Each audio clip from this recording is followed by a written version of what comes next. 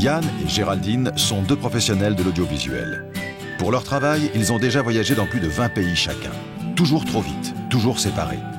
Alors, à l'automne 2007, ils ont décidé de partir ensemble, avec un unique objectif, prendre le temps du voyage, de la découverte et de la rencontre. De l'Amérique du Sud à l'Asie, ils ont passé 2 ans sur les chemins du monde. Now keep following her around with a heart in a box at the lost and found. Her feet held up in the sky so high, and a head in a hole in the ground, and a head in a hole in the ground.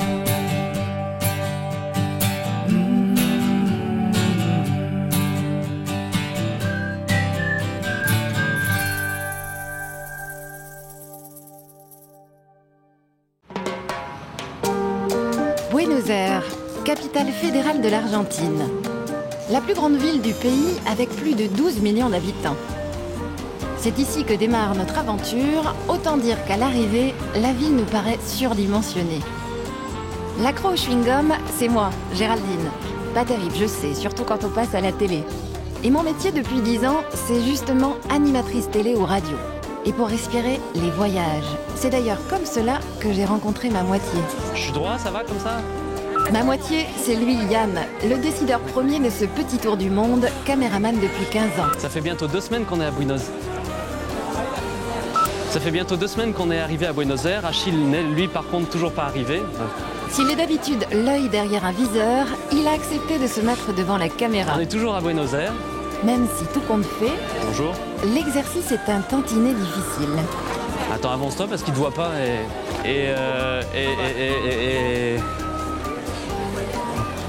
C'était bien? C'était bien? Ouais, c'était pas mal.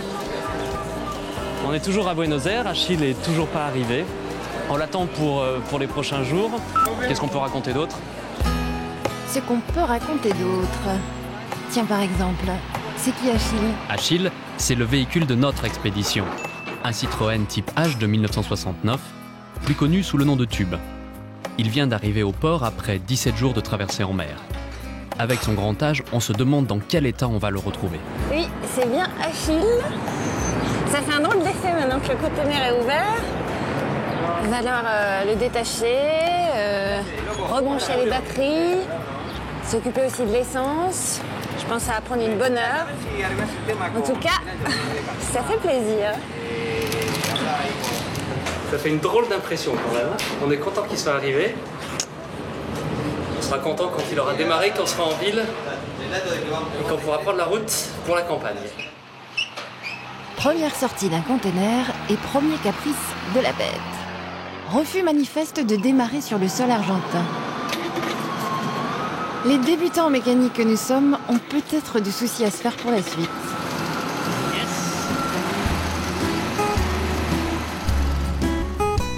Voyager avec un engin à l'allure sympa, c'est ça l'idée de départ. Objectif, faire une boucle de 35 000 km en traversant au moins 6 pays d'Amérique du Sud. En tout cas, c'est un sacré défi pour notre camion. Alors, conduire un vieux véhicule comme Achille, c'est pas toujours évident. D'abord, il a que 3 vitesses, c'est pas très puissant. Sinon, il faut faire attention à pas mal de choses. Vérifier très souvent la température du moteur, faire attention qu'il ne dépasse pas les 80-90 degrés. Surtout quand en côte, il a tendance à chauffer un petit peu. Vérifier aussi que la batterie du véhicule charge toujours bien. On va tomber en panne en pleine côte. Sinon, c'est Géraldine qui s'occupe de la lecture des cartes, du tracé des parcours. Et puis donc, elle entre les coordonnées GPS qui nous permettent de trouver non seulement les routes, mais aussi les endroits qu'on veut visiter et les endroits où dormir. Achille, c'est 4 mètres carrés habitables et un moyen de locomotion qui nous rend parfaitement autonomes.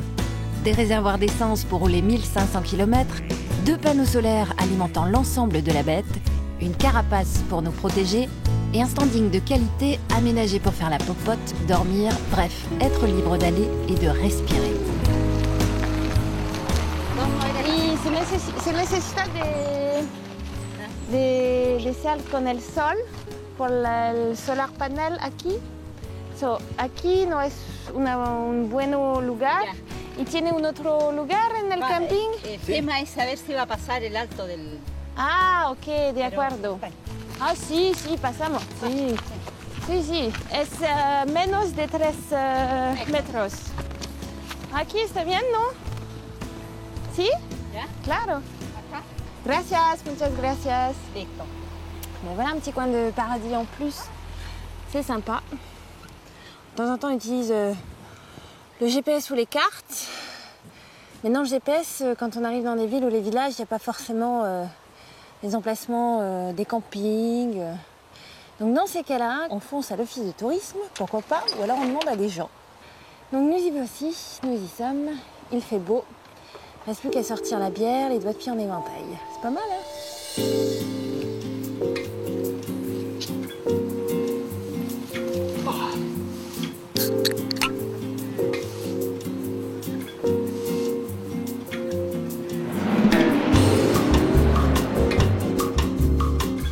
La Patagonie.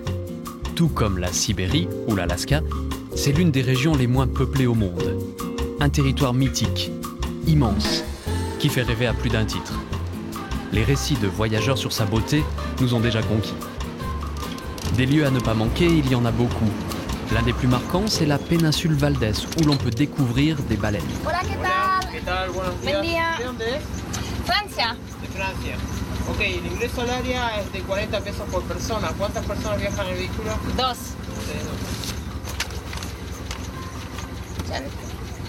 ¿Viste?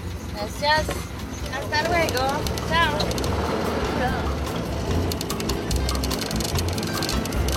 Donc là, on a le ticket d'entrée pour la péninsule Valdés.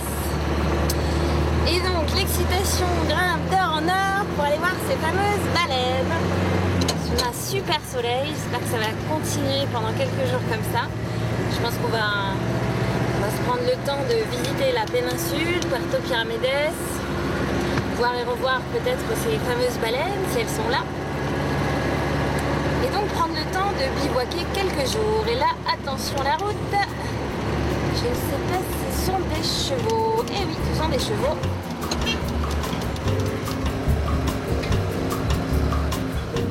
Sur ce site sauvage, les panneaux nous rappellent que nous sommes en zone naturelle, protégée par l'UNESCO depuis 1999.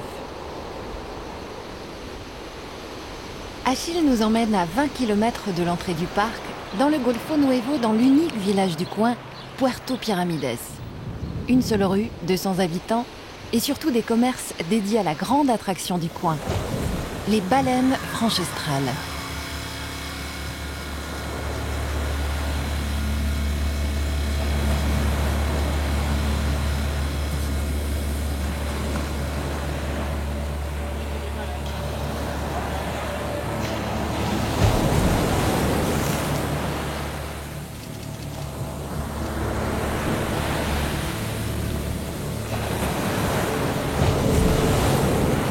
Franchement, il faut le vivre pour le croire. On se sent tout petit face à la bête. Sa gueule, ornée d'énormes callosités, n'a rien pour plaire. Ce type de baleine peut mesurer jusqu'à 17 mètres et peser une vingtaine de tonnes. C'est absolument incroyable de la voir se déplacer avec tant de douceur et d'élégance. 800 baleines viennent ici chaque année entre juillet et novembre pour se nourrir de plancton et préparer leurs petits à l'immersion en eau plus profonde. Regarde, regarde, c'est tout près, c'est extraordinaire.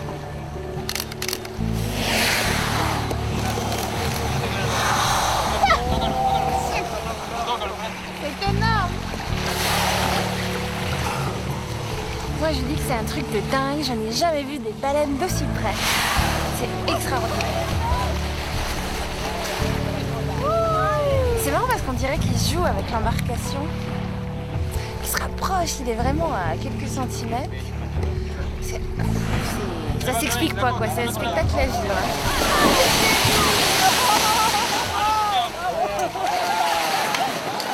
Nino, cacchio! Côté bivouac sur la péninsule, il n'y en a qu'un seul d'autorisé, la plage de la Pardelas. Il est tellement bien ce bivouac qu'on y reste plus de 2 semaines au lieu des 3 jours prévus. Et c'est ça le sens de notre voyage. Prendre le temps et changer de programme au gré des envies.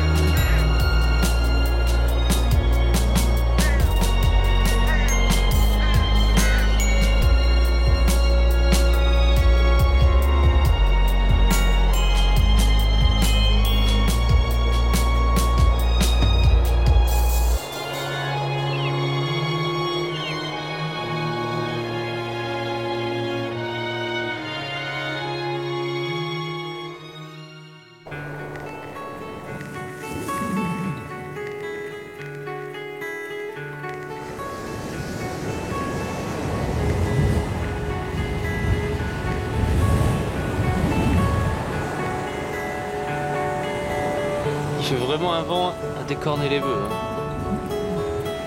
Il souffle largement plus que 100 km/h. On a été secoués toute la nuit comme des sardines dans une boîte. Le crachin vient jusqu'ici. Si on sort, on est un peu trompé. Combien il fait dans le camion Combien il fait dans le camion Combien il fait dans le camion? Il fait 11 degrés. Mettre son bonnet chez soi.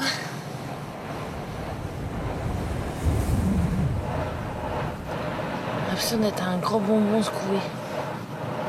Toute la nuit.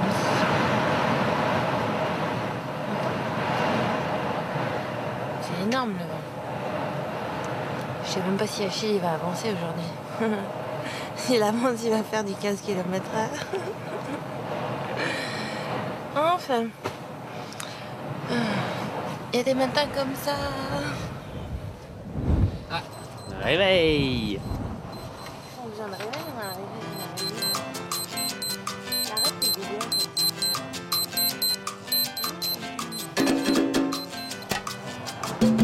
ça. Et le baromètre, il dit qu'il va faire soleil.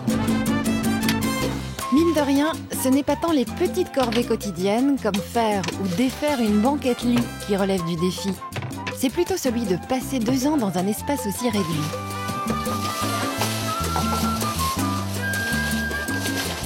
Des petits pains, bien secs, un pain de sel, une baguette toute sèche, on jette.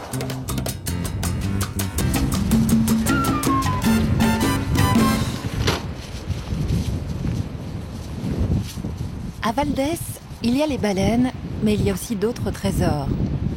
Du coup, quels que soient les événements, isolement, mauvais temps, nuit venteuse, peu importe, on reste. Au détour d'un sentier, la surprise est au rendez-vous. Des centaines de phoques, otaries, lions ou éléphants de mer occupent les plages. Comme le disent les scientifiques, la péninsule Valdès est la maternité de l'Atlantique.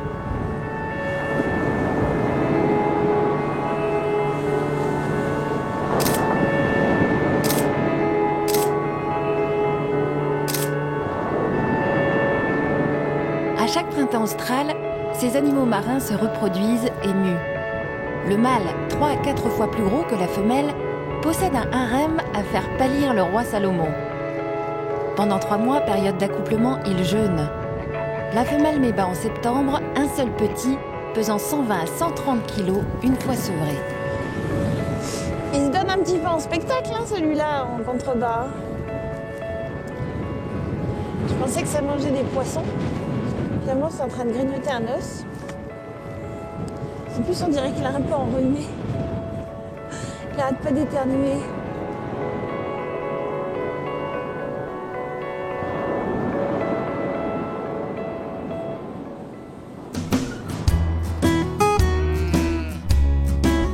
D'autres animaux occupent une large place en Patagonie. Les moutons, source de revenus importante dans la région. Pour en savoir un peu plus sur l'élevage, direction l'Estancia d'Ernesto, propriétaire d'un cheptel de 80 000 têtes. Des bêtes qu'il élève pour la laine, mais aussi pour la compétition. La calidad de lana y es mucha genética traída a Australia. Nosotros o sea, mi padre ha ido muchas veces a comprar carneros a Australia reproductores para tener acá de padres de cabaña. Este es hijo de un carnero traído en el año 2004, que fuimos con mi padre y trajimos 3 carneros de Australia. ¿Cómo se corta la lana? Y como... ¿Dónde es el inicio? Donde empieza por la panza.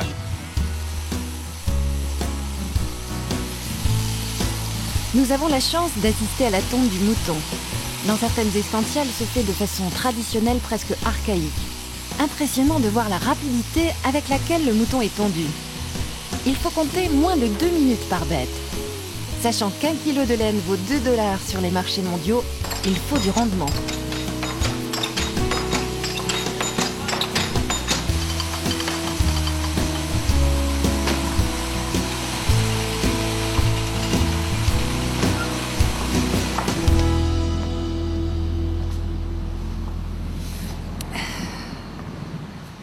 Le thermomètre intérieur que nous avons mis à l'extérieur est en train de descendre. 12 degrés. Mais le truc qui est super bien, c'est que comme c'est très venteux et beaucoup plus froid que dans le nord, il n'y a pas de moustiques. À Gaiman, une ancienne colonie galloise, nous faisons une folle découverte. Le parc El Desafio, le défi. Une vraie attraction. Un projet qui a pris 20 ans à son propriétaire, Joaquim Alonso, pour le réaliser. L'artiste a recyclé toutes les matières premières, comme le plastique ou l'aluminium, pour en faire une œuvre d'art. Y vamos allá por aquellos lugares donde hay más cositas. C'est sa fille Milagro qui s'occupe à présent du domaine. Très fière de son père, elle entretient quotidiennement le parc. Son souhait, qu'il puisse exister longtemps, même après sa mort. Es aprovechando siempre lo que tenemos. Estas eran unas cajitas que se parecen a cámaras, ¿no? Parecen cámaras de fotos, ¿no es cierto? Pero no, eran cajitas. Y le habían regalado a mi papá un montón. Entonces se nos ocurrió hacer como si fueran cámaras y poner esto que es muy conocido, que siempre aparece en todos lados. Sonríe, te estamos filmando, como una ironía, ¿no es cierto? Una sátira. Yo no sé si ustedes se habrán dado cuenta, pero en el fondo hay un doble mensaje, ¿no es cierto?, en el parque. Por un lado, lo que hacemos, cómo contaminamos el planeta, con cuántas cosas. Y por otro lado, bueno, ver a ver qué podemos hacer que no sea ver la basura amontonada en montañas, ¿no es cierto? Y bueno, como papá tiene ese alma de artista y de bohemio, hizo esto. Mi padre es un personaje especial, fuera de lo común. Sí. Obvio. Para hacer todas las... Claro, eso es obvio. Él tiene sus sueños. Lo que sucede es que se anima a volcarlos. A la manera de Kioto, esta obra fue soñada por un loco. La hizo él solo por luchador nato. Para que la aprovechen los felices cuerdos, la critiquen los inútiles crónicos y espero no la destruya la burocracia incapaz. Este es mi papá.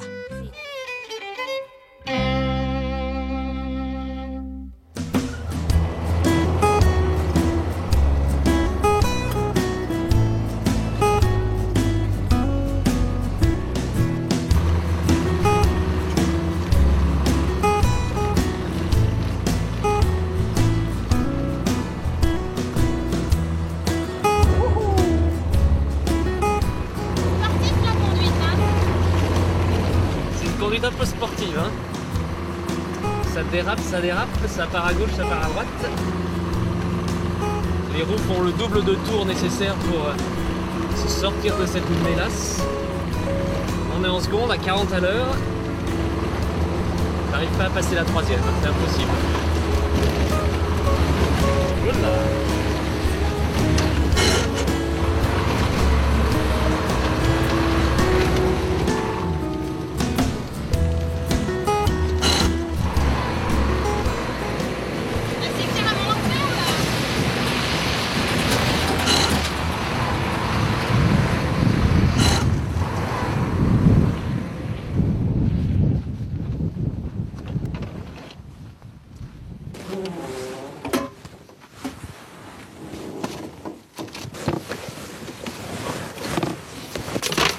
C'est bien ce que je pensais en fait, c'est juste le levier qui est bloqué par la boue.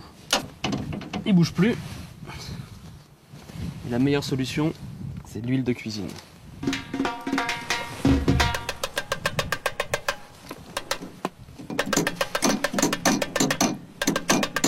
J'y crois pas trop à ta solution, mais bon. Bah, peut-être que tu crois pas à ma solution, mais en tout cas ça marche.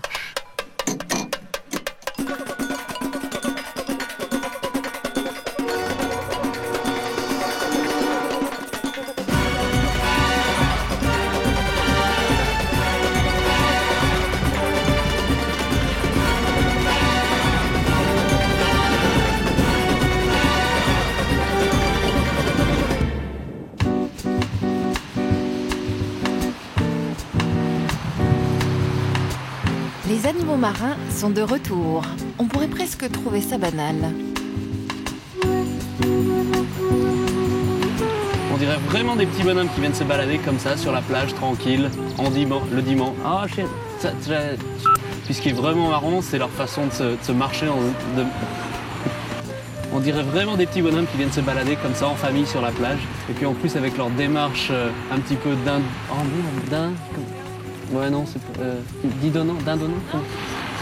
dandiné, c'est ça. Dandiné, c'est le mot que je cherchais. Puis ce qui fait vraiment leur charme, c'est leur manière de marcher en se dit...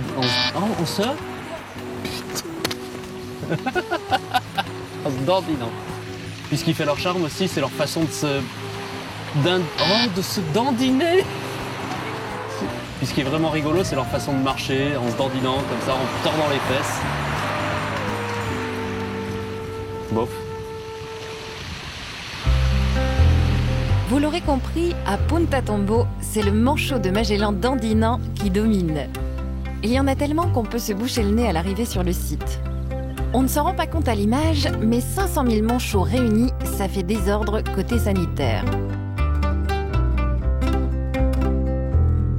Avant la nidification, c'est le mâle qui prépare le nid. Une fois l'opération effectuée, la femelle arrive et pond 2 œufs. Pendant 40 jours, les parents se relaient pour couver et surveiller le nid.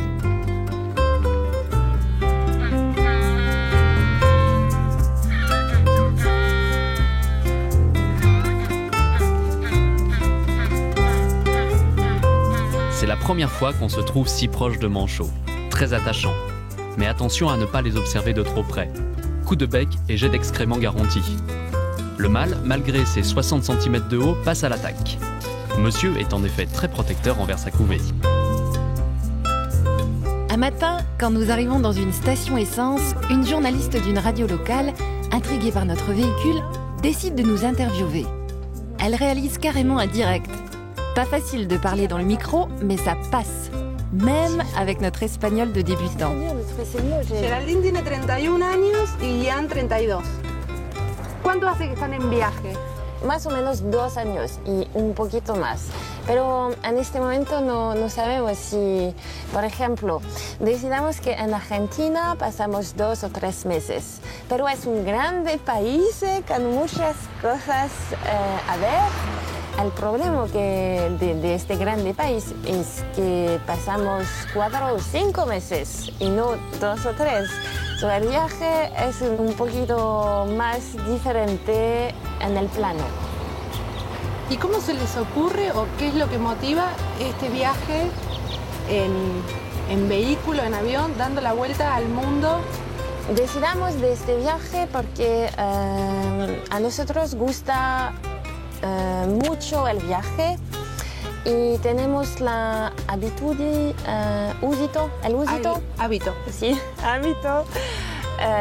de viajar y de trabajar también.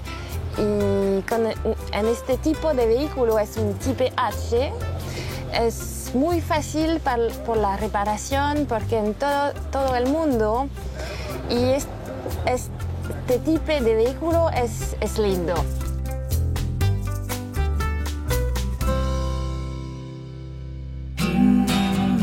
Même avec un beau camion, les routes de Patagonie ne sont pas forcément de tout repos. Yann et Géraldine vont user leurs semelles sur les sentiers de montagne de ce vaste territoire. Pour rejoindre la Terre de Feu, ils suivront la fameuse route 40. Ils devront y faire preuve de débrouille au moment des premières galères.